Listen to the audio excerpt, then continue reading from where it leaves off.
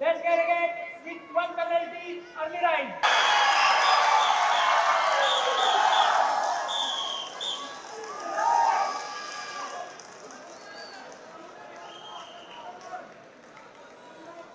Pro Govinda लीगचे अध्यक्ष पूर्वेश सरनाईक आपल्यासोबत आहेत. आपण त्यांच्याशी बातचीत करतो. तिसऱ्या सीझनचं उद्घाटन झालेलं आहे. कशा पद्धतीचा उत्साह आहे, नियोजन कसं आहे? तर मला खूप आनंद आहे की आज प्रो गोविंदाचा तिसरा पर्व महाराष्ट्रच नव्हे तर संपूर्ण देशामध्ये आपण पोचवत आहोत. आणि आमचा मातीतला हा खेळ आज मॅटपर्यंत नेण्याचं जो स्वप्न आदरणीय एकनाथ शिंदे साहेब आणि आदरणीय प्रताप सरनाईक साहेबांनी पाहिलं होतं ते आज निश्चितपणे आपल्या सगळ्यांच्या साक्षीनं या ठिकाणी आपल्याला दिसत आहे. मला आनंद आहे की आज माझा जो गोविंद आहे तो आज कुठल्या रोहित शर्मा किंवा सूर्यकुमार यादवपेक्षा कमी नाही. आज त्या गोविंदांसोबत पण अनेक त्यांचे जे चाहते आहेत ते त्यांच्याबरोबर येऊन सेल्फीज घेत आहेत. आणि खऱ्या अर्थाने मला असं वाटतं की हा माझं यश आहे. आपल्या ह्या दहीहंडी या उत्सवाचा, आपली ही संस्कृती, आपल्या ह्या परंपरेचा हा यश आहे असं मी समजतो. प्रो गोविंदामुळे कशा पद्धतीचं व्यासपीठ जे आहे ते गेल्या काही वर्षामध्ये या सगळ्या दहीहंडीच्या खेळाडूंना मिळालं आणि कसा त्यांना म्हणजे या सगळ्या खेळामध्ये फायदा होतो? मी तुम्हाला सांगतो, क्रिस गेल जो आमच्या या लीगचा ब्रँड अँबॅसेडर आहे त्यांनी मला विचारलं की हे जे प्लेयर्स आहेत हे काय करतात.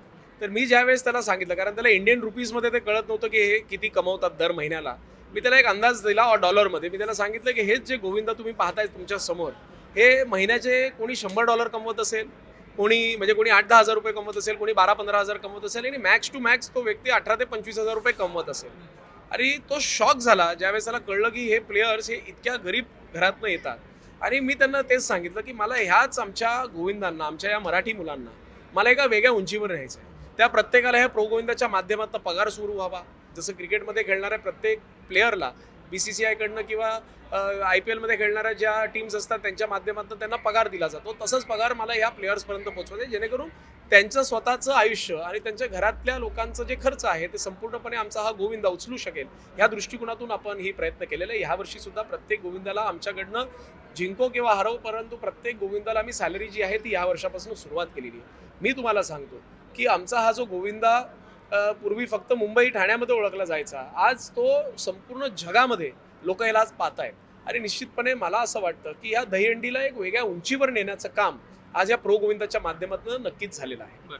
प्रो गोविंदाच्या तिसऱ्या पर्वाचं उद्घाटन आज झालेलं आहे. मात्र सकाळपासून एक कॉन्ट्रोवर्सी देखील चालले. रॅपिडोचं प्रायोजकत्व तुम्ही घेतलेलं आहे, त्यावर रोहित पवार असेल किंवा इतर लोक टीका करताना पाहायला मिळतात. मी आपल्याला सांगतो, कुठलीही लीग किंवा कुठलाही साधा कार्यक्रम ज्यावेळेस स्पॉन्सर त्याच्यामध्ये येत असतो, त्या स्पॉन्सरशिपची जी चर्चा असते ते किंबहुना 3 ते 4 महिने पूर्वी सुरुवात असते. आम्ही एका एजन्सीला अपॉइंट केलं आणि त्या एजन्सीच्या माध्यमातून अनेक स्पॉन्सर्स. आता खरं तर मी रोहित दादांचं मनापासून अभिनंदन करतो आणि आभार व्यक्त करतो की आज त्यांनी आमच्या या प्रो गोविंदाला एक चांगली प्रसिद्धी सकाळीच देऊन टाकलेली आहे. परंतु आज त्यांना फक्त रॅपिडो दिसला का, इतरही स्पॉन्सर आहेत. आणि मला असं वाटतं या खेळामध्ये तरी कुठेही राजकारण आणू नये, कारण आज माझा मराठी माणूस, माझा मराठी खेळाडू आज या संपूर्ण जगापर्यंत पोहोचवण्याचं काम मी करतोय.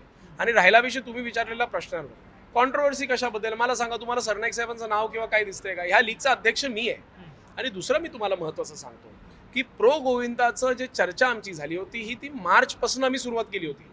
मार्चपासून जे अनेक स्पॉन्सर्स येतात त्या स्पॉन्सरमध्ये रॅपिडोनी आम्हाला सगळ्यात जास्त इंटरेस्ट ह्यासाठी दाखवलेलं, कारण 3200 खेळाडू या संपूर्ण प्रो गोविंदामध्ये खेळत असतात. आणि रॅपिडोचं एकच मानस आहे की आमच्या कंपनीमध्ये ह्या 3200 मधले 1200 मुलांना जरी नोकरी मिळाली तर आमच्या दृष्टिकोनातून तो आमचा खूप मोठा यश असेल. आज ते पैसे देणं किंवा हे नाही, पण आज मला आनंद वाटतो की आज रॅपिडोसारखी कंपनी ज्यावेळेस आली आहे तो मराठी तरुणांना तो ह्या कार्यक्रमाच्या माध्यमातून नोकरी देणार आहे, त्याला एक वेगळं व्यासपीठ तयार करून देणार आहे. आणि सगळ्यात महत्त्वाचा प्रश्न म्हणजे सरनाईक साहेबांनी जी कायदेशीर कारवाई मंत्री म्हणून जी केली होती ती 2 जुलैला केली होती. आणि रॅपिडो आमच्याबरोबर ऑन बोर्ड हा मार्चच्या महिन्यामध्ये आला होता. तर मार्चचा महिना गेला, जूनचा महिना गेला, तर तुम्ही कशाला ते कॉन्ट्रोवर्सी क्रिएट करण्यासाठी आणि आजच का हे आजच का केलंय? आपल्याला मार्चचा महिना होता, जूनचा महिना होता, जुलैचा महिना होता, ऑगस्टचे 9 दिवस, आपल्याकडे 6 दिवस होते.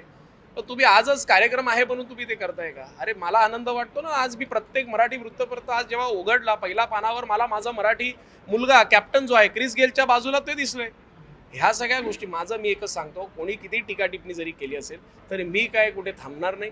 मी माझ्या या गोविंदाला एका वेगळ्या उंचीवर नेऊन जाणार आणि माझी जी दहीहंडी आहे, आपली महाराष्ट्राची जी दहीहंडी, आपली जी परंपरा आहे, या परंपरेला पूर्ण जगासमोर घेऊन जाण्याचं मी जो स्वप्न पाहिलं तो निश्चितपणे मी पूर्ण करणार. ठीक, धन्यवाद ही सगळी बातचीत केल्याबद्दल. पुढे जर्नलिस्ट कल्पेश सावर्डेकरसह मी देवेंद्र कोलटकर, NDTV मराठी, मुंबई.